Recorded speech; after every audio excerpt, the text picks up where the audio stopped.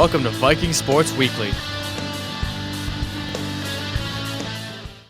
Hello, and welcome to Viking Sports Weekly. I'm your host, Brooke Bennett, with our very first show. We'll start off close to home. Kyra Biscarner interviews boys varsity basketball captain, Josh Smith. Thanks. I'm Kyra Biscarner, and here with me today is Josh Smith of the varsity boys basketball team. Thank you for having me. So how are you today? I'm good. A little snowy, though. A little bit. So what grade are you in, and how many years have you been playing basketball? I'm a senior, so I've been playing basketball since I could walk, and my mom got me into it, so Definitely. It's kind of running the family. Gotcha. So what position do you play on the basketball team? I'm a shooting guard. Sometimes I go to point guard, sometimes I'm down low. Pretty much wherever they need me to go is So you can play the entire court? Well, I try. So what are your team goals this year? As a team, I think we just want to come together, and of course winning is a big key to being a good team. Yeah, so, definitely. Winning districts, making a run. It's an important thing. Do you have any personal goals? Just to remember this year, last year, so senior Definitely. year. So what is your current record on the team? 9-3. 9-3. And who is your biggest rival? The Saints. The Saints? The Saints. And did you guys win that game? No. So are there any new players, and what impact are they making? Yes, we have a Canadian named Deshaun who's currently on the team. He's our point guard, and gotta love him, Yeah, definitely. So is he getting with the team well? And yeah, we poke fun at him because he's Canadian, stuff like that. It's fun. Definitely. So who's on the coaching staff? We have 2 coaches and an assistant. Well, kind of like a scores keeper and stuff like that, a stats keeper. Coach Bewer and Coach Boudre. So they're both very committed, and they do whatever they can to help us succeed. So do they do any off-season preparation? Yeah, well, for the people who don't play multiple sports, you could come in and shoot whenever you want. So there's always people working. Definitely. And did you guys do any conditioning beforehand? We did, yeah. Definitely. So what is your practice schedule and your team routine? Just like it is for every sport, it varies, trying to get in the gym and stuff like that. So usually we watch film for 45 minutes before practice starts and we get in the gym. That's usually how it goes before game days and stuff like that. So how many games do you guys have left this season? We have to make up a couple games, so I think it's around 9. So, and then districts. Definitely with the snow days, you got to make up a couple of those games. Snow. So what do you like most about basketball? Just the team aspect of it. I like working together and stuff like that. So who is your favorite athlete? Bo Jackson. Bo Jackson. And why do you like him? He's just an all-around athlete. Very nice. And who's your role model? Mr. Smith. Mr. Smith. And why is that? Just a nice guy, stand-up guy. So what is your favorite class and your favorite teacher? Oh, Com Arts. And is that with Mr. Smith? Yeah. So what do you plan on doing after high school? I plan on playing baseball at Grand Valley. Oh, did you already sign with them? Yep, already sent my NLI and I'm off this fall. Very exciting. So good luck with the rest of your season. Well, good luck at Grand Valley. Thanks for having me. Now back to you. Those are some ambitious goals for after high school. We wish you luck, Josh. Next, Tyler Blankenship talks about pro sports, including the Super Bowl and the NBA with Brandon Roeske and Brady Beedon. Hello and welcome to our hot topic portion of Viking Sports Weekly. I'm Tyler Blankenship, and with me I have Brady Beedon and Brandon Roeske. Now today we're going to talk about the Super Bowl and how it affects Peyton Manning's legacy. Now, Brady, what are your thoughts on this? Now, Peyton Manning, a lot of debate going into the Super Bowl about how will this cement his legacy as maybe the greatest quarterback of all time. And it was the worst case scenario for him. From the first play with the miscommunication with Manny Ramirez, the snap over his head, then throwing the pick six, if he would have just lost the Super Bowl by a touchdown, or he played well, which some say he did, but that's debatable, and he just got outbeat by Russell Wilson, then no, I wouldn't say it would tarnish his legacy at all. But the way he got beat, and he got beat down by the Seattle Seahawks, and they just basically took it to him, and he couldn't do anything about it and just got smacked, basically. Now, others may say how that the people around Peyton Manning didn't play as well. Now, Roeske, what do you think about this? I agree with what you just said. Nobody played well except for him. I mean, yeah, it didn't look like he played well because nobody else played well around him, but when you receiver catches a ball and just running and fumbles it, then there's got to be something wrong going on with the team. So I think that first fumble or the first safety really kind of dismantled him a little bit. Now, do you think anything went right for Peyton Manning that game? Well, in fairness, his team didn't play well around him, but he didn't play well either. I mean, that one pick he threw, he just lobbed it in the air. You know, that's not very characteristic of him. You're trying to force things under pressure, balls get tipped, and it kind of looked like they weren't really ready for the Super Bowl. Like, they were just treating it like another week.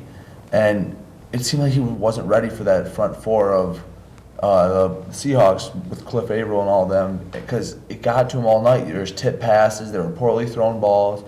It just didn't seem like typical Peyton Manning, and all the negative stereotypes of him, you know, not performing as well in the playoffs all came true last night. Now, the way that their team lost pretty poorly on Sunday, what do you think that Peyton Manning will retire, or do you think he'll come back for another season? You know, I don't see him retiring, and barring some injury, you know, he's going to come back to try to finish what he started. But it's near the end of the road for him. He won't be here very much longer, and that might have been his last shot at getting a second ring. What do you think, Roeske? I think they can get back to the Super Bowl. It's just I think next year, if they do, they have to be ready. Like Brady said, I don't think they were ready, and they got dismantled by the Seahawks, they came ready to play. Every hit was hard, and they were just there. Do you think Peyton Manning will retire? No, he won't retire. He won't go out like that. Now, his prior injuries and whatnot, do you think that if he does come back next year that it'll set him back some, or? I mean, obviously injuries are a factor all the time. You see it in other sports. Baseball, you got Steven Strasburg. At any moment, it can happen. It can happen to a healthy person. So, I mean, saying, oh, this injury from 3 years ago might cause him to get hurt again, well, you can say that to anyone. Look at Aaron Rodgers breaking his collarbone. It happens. It's the NFL. No matter how hard you try to limit injuries, they're still going to happen, and they're still going to affect everyone, no matter if you're Peyton Manning or Brady Quinn, the third-string quarterback for the Seahawks. Now, if he doesn't retire this year, when do you think he'll retire? I'd say about maybe 2 or 3 more years. Give it a run. Give it more of a better chance. Build around a good team. So. All right. Now, we'll go to NBA talk here, and the Pistons. How do you guys think that they've done this season, and what are your thoughts on how they can improve or do different things? I mean, frankly, the Pistons have not lived up to expectations. They've been a huge disappointment this year. You know, they had Andre Drummond. It's all started with the draft, really. Could have taken Trey Burke, guy from Michigan, and they take KCP, and really underperformed. Trey Burke comes into the Palace a few weeks back and lights up the Pistons and basically told them you should have picked me and showed them their mistake. Now, Roeske, how do you think that they could have, or what they could have done different or improved on? I think Josh Smith was a good pickup, but just not for the way that the new coach, Mo Cheeks, has him running. He kind of carries the ball too much. We have 2 point guards out there most of the time, and I think he just takes ill-advised shots, and he thinks he can do it all, but I don't think that's how they should have played. I think they should have picked up more pieces than just one. So I think probably that's how they could have done better. Now, a 19-27 record, that's pretty poor for the Pistons. I mean, they looked like they were going to come back this year at the beginning or whatnot, but how do you think that they've started to end off the season with this? Right, and even in the horrid Eastern Conference, they're still a couple games out of a playoff picture. Now, some people think maybe they should make a trade, try to get into the playoffs, but honestly, I don't see trying to waste a resource to become a 7 or an 8 seed and in all likelihood get swept or lose 4-1 to either Miami or Indiana. It just seems pointless. Try to get in the lottery, try to get, good odds in there. Hopefully you can pick up someone like Jabari Parker in the upcoming draft. Now, if they did make the playoffs, they'd possibly play Miami, and that wouldn't look too good. Now, Roeske, do you think that they should just finish out with the season right there and try to make it to playoffs? I think they should just finish the season. They're, like Brady said, no point of going to Miami, getting beat every single game, probably get swept, maybe win a game. But I think that just they need to play better, but I don't think they should make the playoffs because they won't perform well in the playoffs. All right. And even if they do somehow pull off a miracle and upset Indiana or Miami, you know, it's not like the NFL or the NCAA tournament where you get on a roll and you can win 3-4 games straight and you're in the semifinals or the finals. No, that'll win you one series. And whoever they play next it'll probably take just as big of a miracle to beat them. And really, the odds of them doing anything significant enough to warrant a trade or to waste some resources or cap room just isn't there right now. All right. Is there any college picks right now that you think that they should pick up next year? Well, it all depends on the draft, really. You know, try to get the best position possible. Obviously, with the lottery system, it's kind of hard to judge where that'll be. But again, you see Jabari Parker, he's going off at Duke. Wiggins, the guy at Kansas, is lighting it up. Payne at Michigan State's been pretty well. It just really depends on who's taking in front of them. And if Dumars is still around when this draft comes by, I hope it's not a repeat of prior drafts and they find someone for the long term in the future. Now, is there anyone that they should hold on to and make sure not to trade for next year? I think Chauncey Billups, because he brings that leadership to the team. Maybe he doesn't play well, I get that, but like he was a seasoned veteran. He won the Pistons A championship back in 2004. So I think a seasoned veteran, which I think he's like one of the only ones they have. He should stay there, bring some leadership, or maybe if he does like leave, he should come back as a coach if he retires or not. Maybe bring the leadership like Rasheed Wallace. He's back there coaching. So I think that's the one player they need to keep, just for maybe leadership purposes. Thank you for watching the Hot Topic portion of Viking Sports Weekly. For Brady Beedon, Brandon Roeske. I'm Tyler Blankenship, and thank you for watching on M6, your hometown station. We'll be right back after this.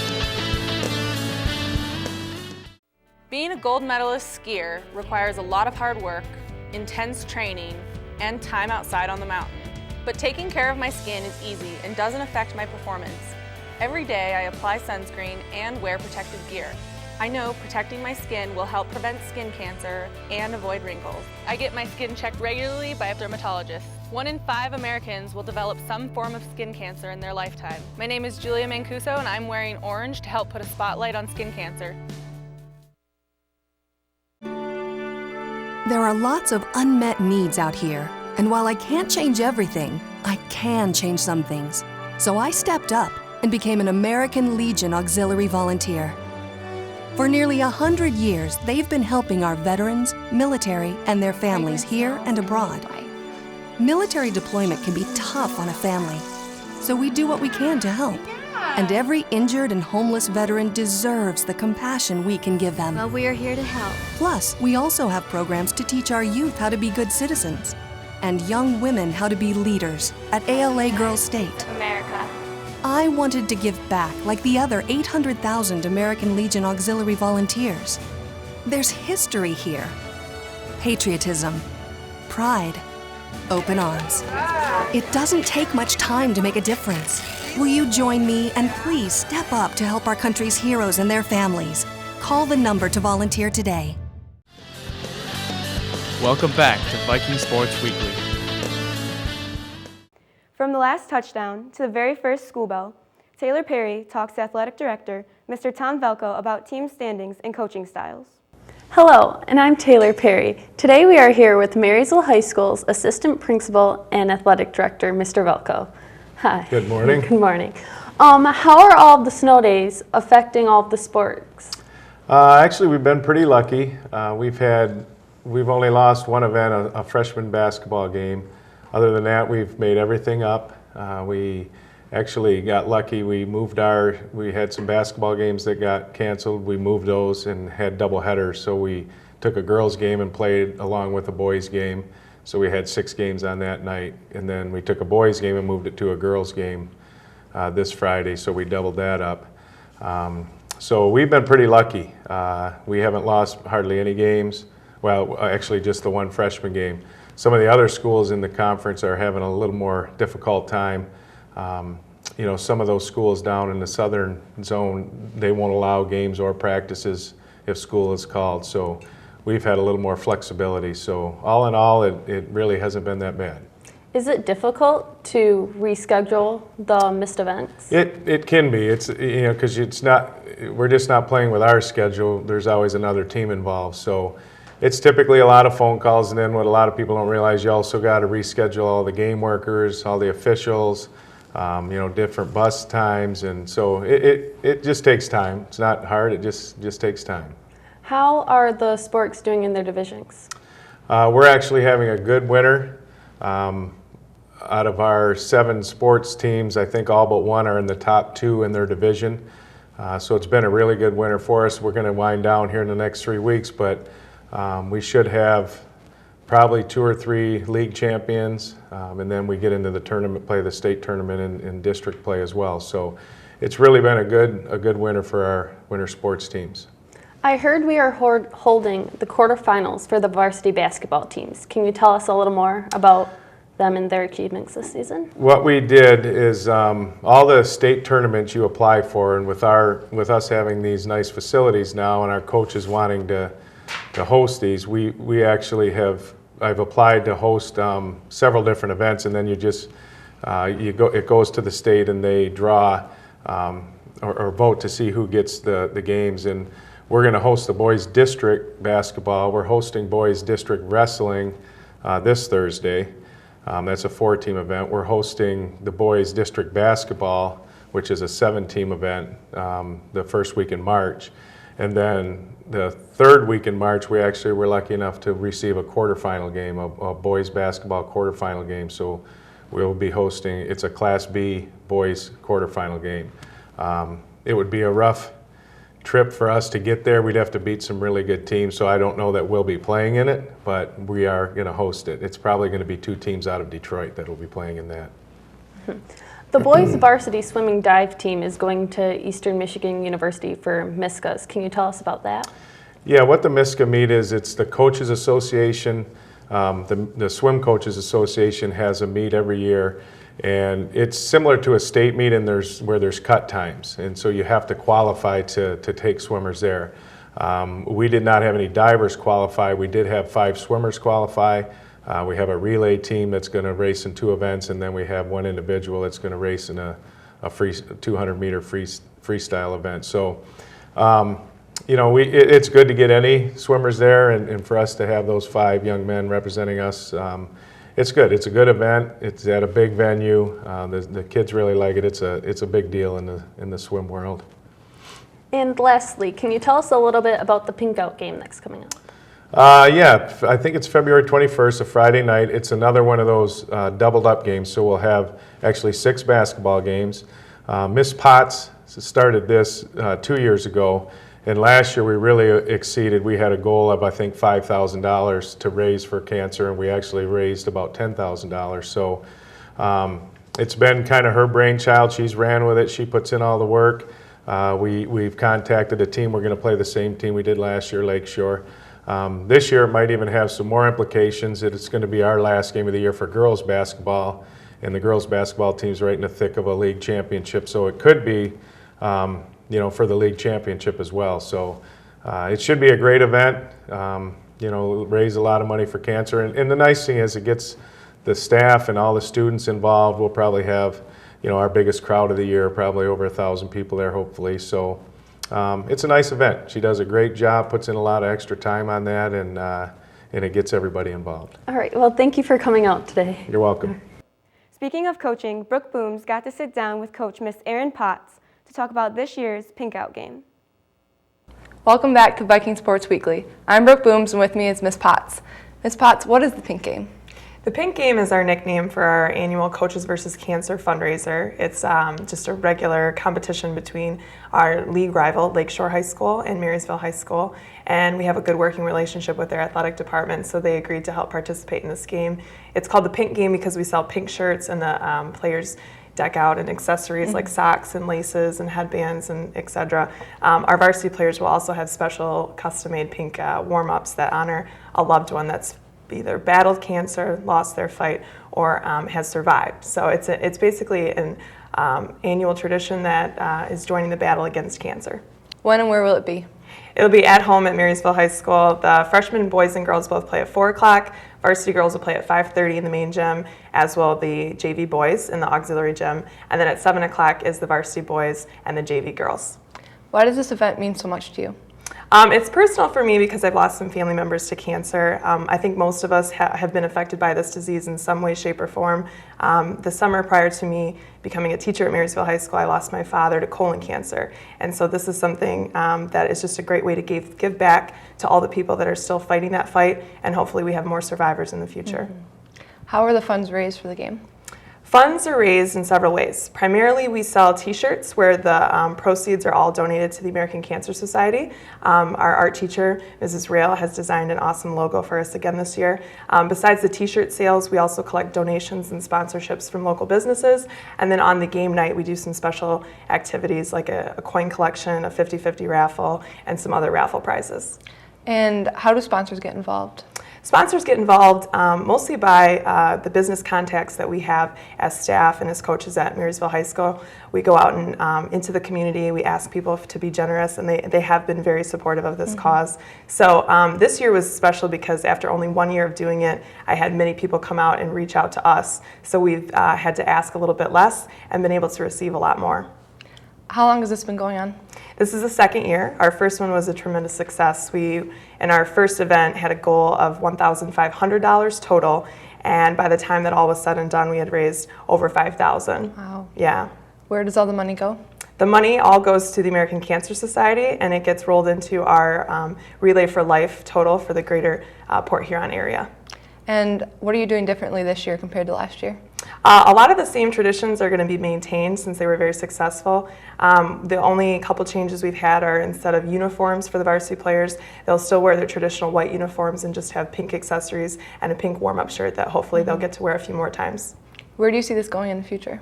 I'm hoping that it grows and continues the same level of success that we've reached the first year. The biggest thing for me would be to just maintain a level of excitement and commitment and showing the students at Marysville that this is a worthy cause and something they should be proud to be a part of. And last, what is your donation goal for this year?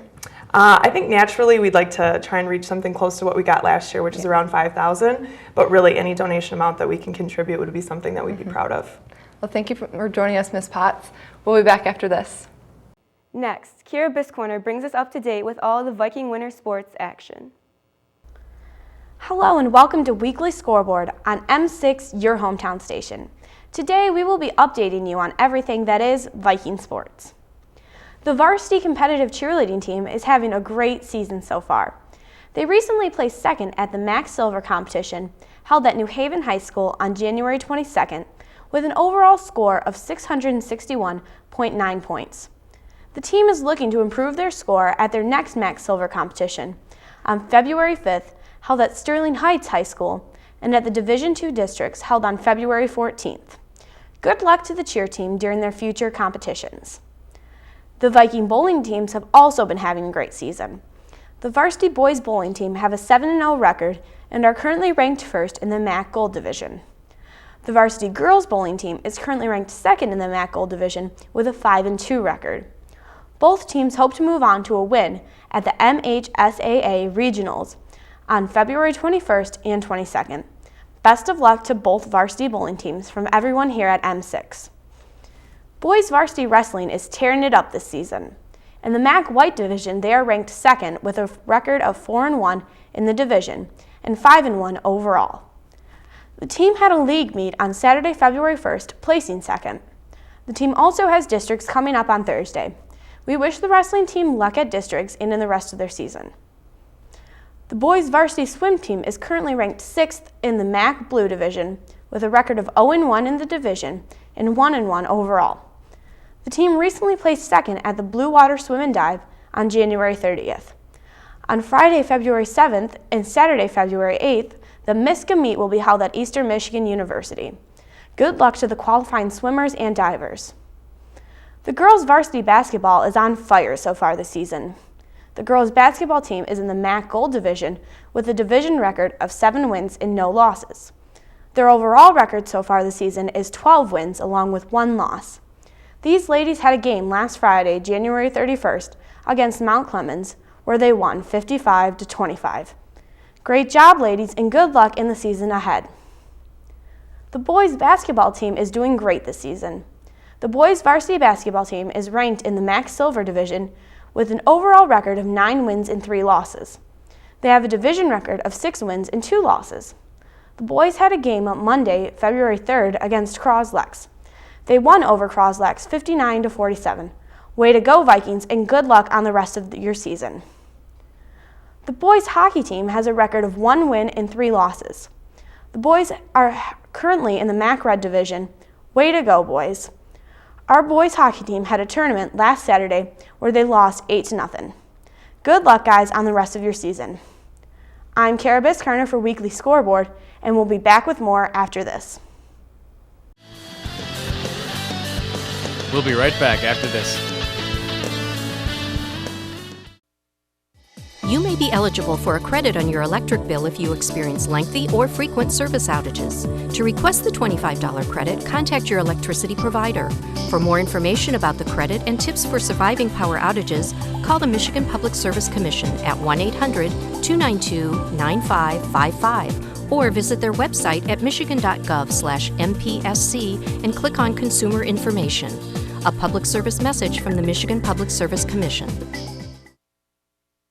Dear parents, much of what we learn in this world comes directly from you. Whatever your message is, it will become part of us forever. Please teach us to accept one another. Teach us to respect one another. Please do not fill our minds with hatred. Do not expose us to bigotry. Do not teach us to judge each other by race, religion, orientation, or the color of our skin. Teach us the concept of tolerance. Teach us to understand one another. Teach us to accept people of different cultures and persons with different beliefs than yours. Please help us to create a world where every man, woman, and child is treated equally.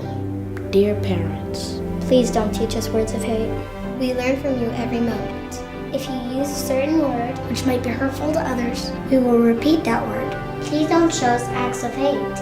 If you act against people of different faiths, we will repeat your actions. Dear parents, we are your children, and we are relying on you to help us create a world where every person is tolerant of one another.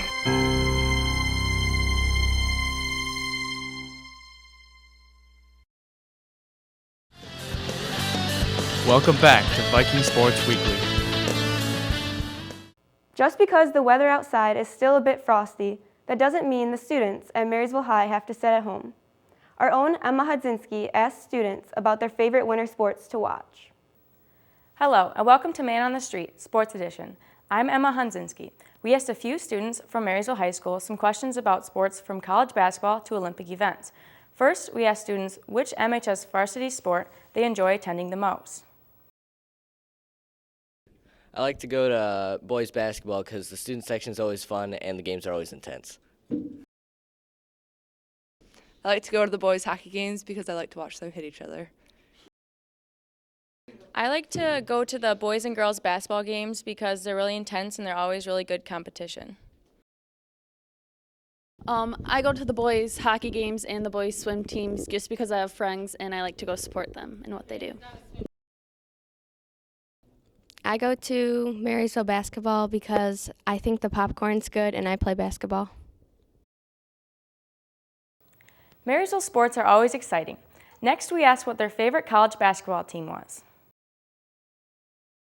My favorite college basketball team is the University of Iowa, mainly because my grandfather went there and played football there, and I love the way Roy Devin Marble plays.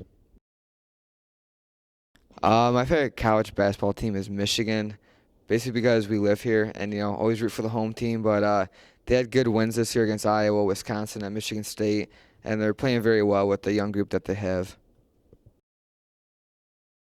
My favorite college basketball team is the Ohio State University because I love every time they beat the Michigan Wolverines. It makes everyone up here mad. So that's why I like them. My favorite team is Michigan State because it's my mom's favorite team. And I feel like they got a little bit unlucky against Michigan, but they should have a good season. My favorite college basketball team is Oakland University because they're small and they're local and they make the basketball tournament every year. Those are some great picks. Finally, we asked some students if they watched the Olympics, and if so, what their favorite event to watch was. I've been watching the Olympics as long as I can remember, both Summer and Winter Olympics, so I really enjoy them. My favorite event in the Winter Olympics is curling because the Finnish team always has those really crazy pants, and it's just really intense to just like sweep, sweep, sweep, so that has to be my favorite event. Yes, I watched the Olympics, and my favorite sport is the biathlon because it looks really hard, and I think it'd be fun to do. Yes, I watched the Olympics, and my favorite event is the luge because it looks pretty fun to do.